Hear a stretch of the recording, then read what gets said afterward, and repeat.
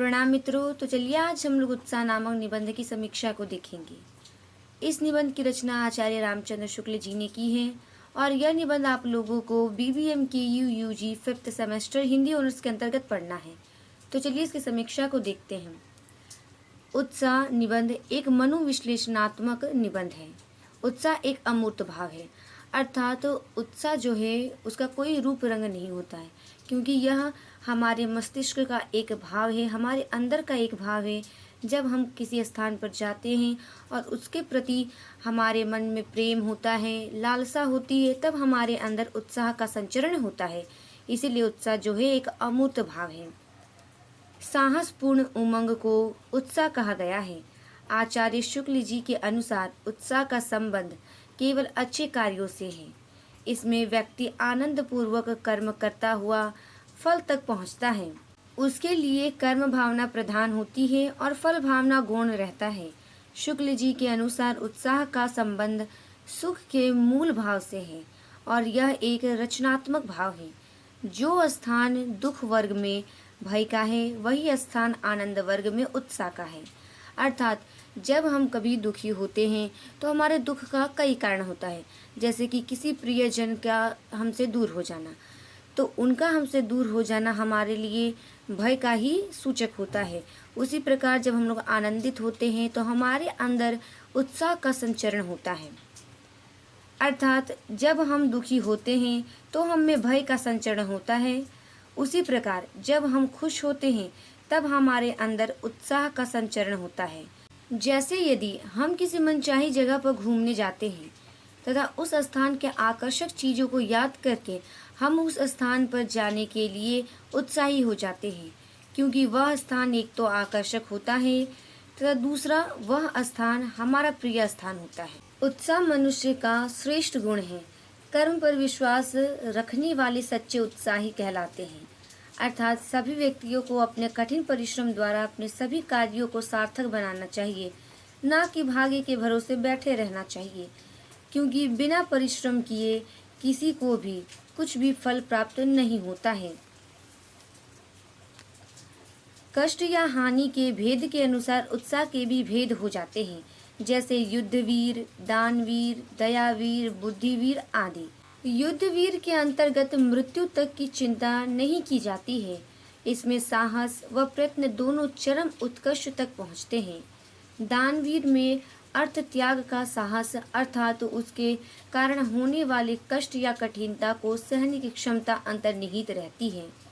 जैसे एक सच्चे दानवीर को धन दान करने में कष्ट के बजाय आनंद की अनुभूति होती है, उसी प्रकार फल की इच्छा से मुक्त होकर जो निरंतर अपने काम को आनंद पूर्वक करता है, वही कर्मवीर कहलाता है, जिससे वह निरंतर आगे बढ़ता रहता है। अर्थात जब हम आनंदित रहते हैं तो हमारे अंदर उत्साह का संचरण होता है और जिससे हम अपने पथ पर आगे बढ़ते ही रहते हैं, पीछे मुड़कर नहीं देखते हैं। कुछ ज्ञानी लोग समाज में चल रही प्रथाओं का अनुसरण इसलिए किया करते हैं क्योंकि उन्हें लगता है कि यदि इन प्रथाओं का त्याग किया गया तो वे लोग बुरे कहे जाएंगे। पर जो लोग लाज, उपहास, निंदा सभी चीज़ों की परवाह छोड़कर उन प्रथाओं का उल्लंघन करता है तथा उनके विरुद्ध तत्परता व प्रसन्नता के साथ कार्य करते जाते हैं, वे उत्साही व वीर कहलाते हैं। परंतु उन्हें अपने इन पुनीत कार्यों के लिए लोक निंदा का भी सामना करना पड़ता है।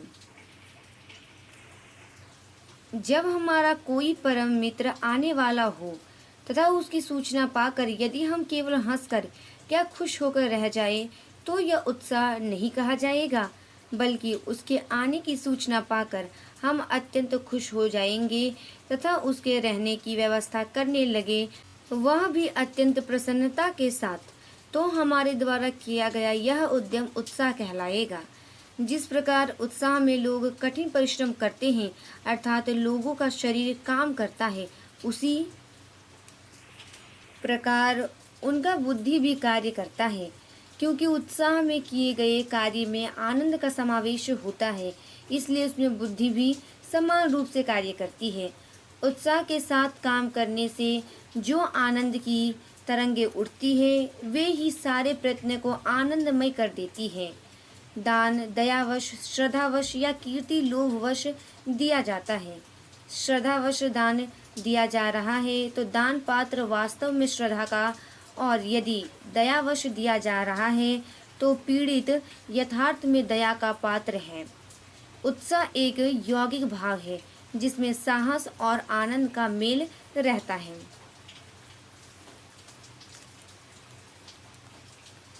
साहस का किसी व्यक्ति या वस्तु के साथ सीधा लगाव नहीं होता। समुद्र लांघने के लिए जिस उत्साह के साथ हनुमान जी उठे हैं उसका कारण समुद्र नहीं, समुद्र लांघने का विकट कर्म है।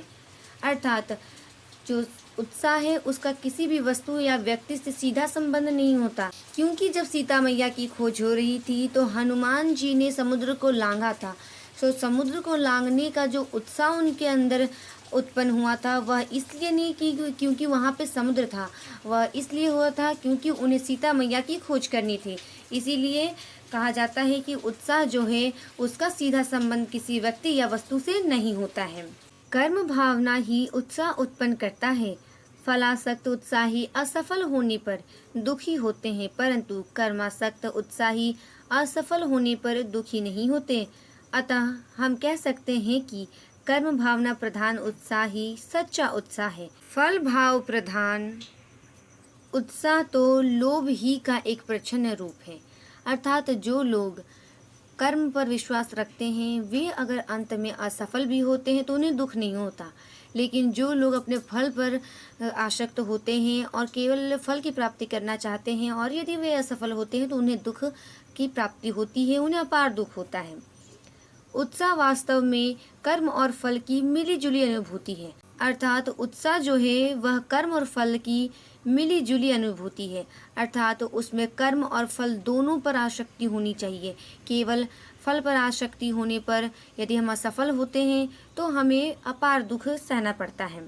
उत्साही व्यक्ति ही किसी कार्य को अंततः समाप्त कर पाता है, क्योंकि जिनमें उत्साह का अभाव रहता है वे लोग या तो पहले हार मान लेंगे या कुछ दूर चलने के बाद मुंह के बल गिर पड़ेंगे।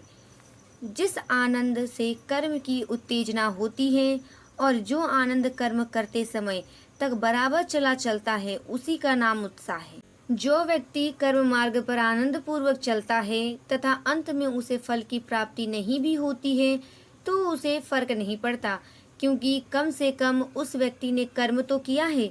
यदि हमारा चित्त किसी विषय में उत्साहित रहता है तो हम अन्य विषयों में भी अपना उत्साह दिखा देते हैं। यदि हमारा मन बढ़ा हुआ रहता है तो हम बहुत से काम प्रसन्नता पूर्वक करने के लिए तैयार हो जाते हैं। अर्थात जब हमारे अंदर उत्साह का संचरण होता है तो हम सभी कार्यों को बड़े ही चित्ताकर्षक ढंग से और प्रसन्नता पूर्वक करते हैं। इसीलिए जो उत्साह है उसे श्रेष्ठ मानव का श्रेष्ठ गुण कहा गया है। यहीं पर उत्साह नामक निबंध की समीक्षा समाप्त होती है। धन्यवाद।